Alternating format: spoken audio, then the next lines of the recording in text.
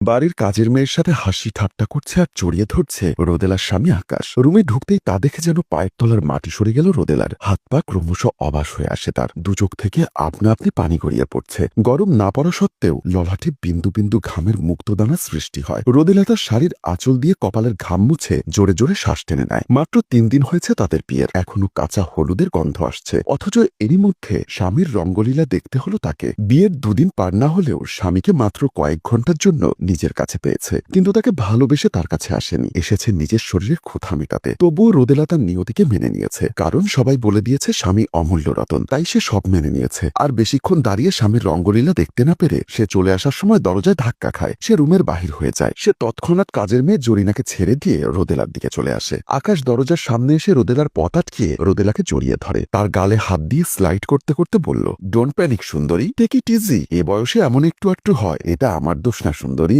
আমার বয়সের দোষ। তবে আজ যেটা দুনয়নে দেখছো সেটা নিজের মধ্যেই সীমাবদ্ধ রেখো। ভুলেও যেন এই কথা আমার বড় ভাইয়ের কান পর্যন্ত না যায়। কোনোভাবে যদি ভাইয়ে এ ব্যাপারে জানতে পারে তাহলে কিন্তু তোমার সাথে খুব খারাপ কিছু হয়ে যাবে। বলে রোদেলাকে এক প্রকার ছুঁড়ে ফেলে দিয়ে আকাশ সেখান থেকে চলে যায়। আকাশের যাওয়ার পারে তাকিয়ে রোদেলা বলল, তুমি আমাকে মিথ্যা আশ্বাস দিয়েছিলে দাদি। তুমি সবসময় বলতে তুই অনেক ভাগ্যবতী রে পরিটা, তুই বেশ মিষ্টি এবং সুন্দর জামাই পাবি যে তোকে সবসময় ভালোবাসবে। তোমার ভবিষ্যৎবাণী মিথ্যা প্রমাণিত হলো দাদি। আমি পারলাম না আমার সৌন্দর্য দিয়ে বরকে আমার আঁচলের তলায় বেঁধে রাখতে। এটাই যে আমার নিয়তি দাদি। মাত্র 18 বছর বয়সে আমার জীবনে যে কত দুর্বিষহ ঘটনা ঘটে গিয়েছে একবারও চেয়ে দেখলো না আমার স্বার্থপর বাবা মা। সে আর কিছু ভাবতে পারে না, ফ্লোরে পড়ে যায়। একই রোদেলা, তুমি ফ্লোরে বসে রয়েছো কেন? শরীর খারাপ করেছে? আকাশের বড় ভাইয়ের স্ত্রী অনামিকার কথায় অতীত থেকে বেরিয়ে আসে রোদেলা। সম্পর্কে সে রোদেলার বড় যা হলেও রোদেলাকে সে নিজের বোনের থেকেও বেশি ভালোবাসে। এই 3 দিনে মানুষটা রোদেলার কোমল হৃদয়ে জায়গা দখল করে নিয়েছে। মানুষটাকে দেখা মাত্রই রোদেলা কাল বিলম্ব না করে অনামিকাকে জড়িয়ে ধরে বলল,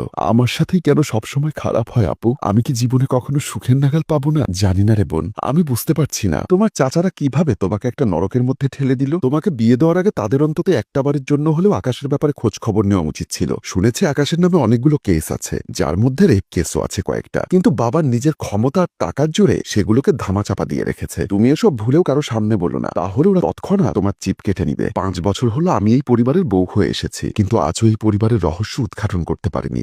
মাঝে মাঝে ভাবি মেঘের মধ্যে কি সত্যি ওর বাবার রক্ত প্রবাহিত হয়েছে? মেঘ ও আকাশ দুজন আপন ভাই হবার পরও দুজন যেন দুই মেরুর। সত্যি হাতের 5 আঙ্গুল কখনো সমান হয় না। যদিও তুমি আকাশের বিবাহিতা স্ত্রী, তবুও তোমাকে বলতে হচ্ছে আকাশের মধ্যে আমি কখনো কোনো মানুষের বৈশিষ্ট্য পাইনি। সবুর করো, আস্তে আস্তে সবার আসল চেহারা তোমার সামনে আসবে। তুমি অনেক ভাগ্যবতী আপু, ভাইয়ার মতো একটা ছেলেকে নিজের জীবন সঙ্গী হিসাবে পেয়েছো। সত্যি আমি মেয়েটা অনেক ভাগ্যবতী। তবে মেঘকে পেতে আমার অনেক ঝড়ঝাপটা সহ্য করতে হয়েছে। মেঘ পেশায় একজন পুলিশ অফিসার। হে মিস বোরকাওয়ালি, কি হলো আপনার? চোখ খুলুন মিস, আমি বাগনা ভাল্লুক যে আমাকে দেখা মাত্রই আপনি সেন্সলেস হয়ে গেলেন। মেঘ কয়েকবার মেয়েটাকে ডাকলো, কিন্তু তার থেকে কোনো রেসপন্স পেল না। আমাকে দেখে ভীত হবার কোনো কারণ নেই মিস। মেঘ কোন রকম মেয়েটাকে ডেকে দেয়। মেয়েটি চোখ খুললে মেঘ বলল, আমি জনগণের সেবক, সাধারণ জনগণের নিরাপত্তা দেওয়াই আমার কাজ। বিশ্বাস করতে পারেন আমার উপর। মেঘের কথায় মেয়েটা স্বস্তির নিঃশ্বাস ফেলে মাথা থেকে হিজাবটা খুলে ফেলল। তৎক্ষণাৎ মেয়েটার ঘন কালো কেশ এদিক ওদিক ছড়িয়ে পড়ল। সেই সাথে বেরিয়ে এলো তার মায়াবী বদনখানা। মেয়েটা চুলগুলো হাত খোপা করে নিঃসংকোচে বলল, পানি হবে আপনার কাছে? প্রচন্ড তৃষ্ণা পেয়েছে, আপনি আগে উঠে বসুন, আমি নিয়ে আসছি। মেঘ মেয়েটিকে ধরে বসায়। আপনার গায়ে লাল বেনারসি জড়ানো রয়েছে,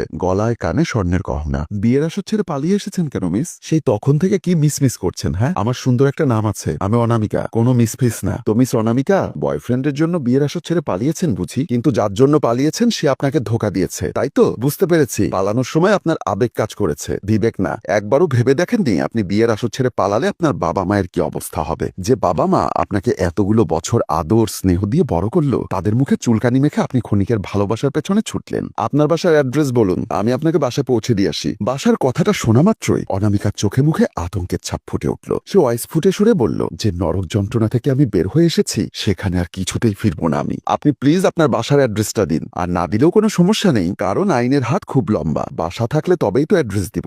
যেখানে বসবাস করি তাকে আদৌ বাসা বলা হয় কিনা জানা নেই আমার। অন্য সবাই সেটাকে বাসা বললেও আমার কাছে সেটা একটা নরক মাত্র, যেখানে থেকে প্রতিনিয়ত নরক যন্ত্রণা ভোগ করতে হয়েছে। শুনেছি আমার জন্মের সময় নাকি আমার মা মারা যান। মায়ের মৃত্যুর 1 মাস পর বাবা দ্বিতীয় বিয়ে করে আমার জন্য মা নিয়ে আসেন, কিন্তু সে মা ছিল না, ছিল মা নামের কলঙ্ক। তিনি থাকতেও আমি নিজের খালার কাছে বড় হয়েছি। আমার তথাকথিত সৎমা একজন প্রস্টিটিউট ছিলেন, যেটা বাবা তাদের বিয়ের পরে জানতে পারে। সবকিছু শুনে যেন মেঘ বাকরুদ্ধ হয়ে গেল। সে সন্তর্পণে অনামিকার হাত দুটো নিজের হাতের মধ্যে নিয়ে বলল, আমাকে বিয়ে করবেন মিস? মেয়েটি চমকে যায়। চমকানোর কিছু কিছু নেই, আগে চলুন আমার সাথে বলে মেঘ অনামিকাকে নিয়ে আসে। এই হলো মেঘকে আমার করে পাওয়ার কাহিনী। যাও বোন, তাহলে তুমি ফ্রেশ হয়ে এসো বলে অনামিকা উঠে চলে যায়। কাজের মেয়ে জরিনা আকাশকে বলল, যদি মেম সাহেবা সবাইকে বলে বেড়ায় তুমি কি পাগল হয়েছো? আমি মেরে ফেলবো এরকম কিছু হলে, আমি ডিভোর্স দিয়ে দিব সরাসরি। তুমি এসব চিন্তা করো না, চলো আর একটা বার। না এখন না, পরে পরিস্থিতি ঠিক হোক তারপর। তুমিও না। এদিকে ড্রয়িং রুমে বসে রোদেলা কাঁদছে আর ভাবছে কি করবে। সে কি আকাশকে ছেড়ে দিয়ে এখান থেকে চলে যাবে? সম্পর্ক গভীর হবার আগে এই নরক যন্ত্রণা থেকে বিদায় নিতে হবে। কিন্তু বড় আপু যে ভালোবাসে, ভাইয়াকে বলে কিছু একটা করতে হবে।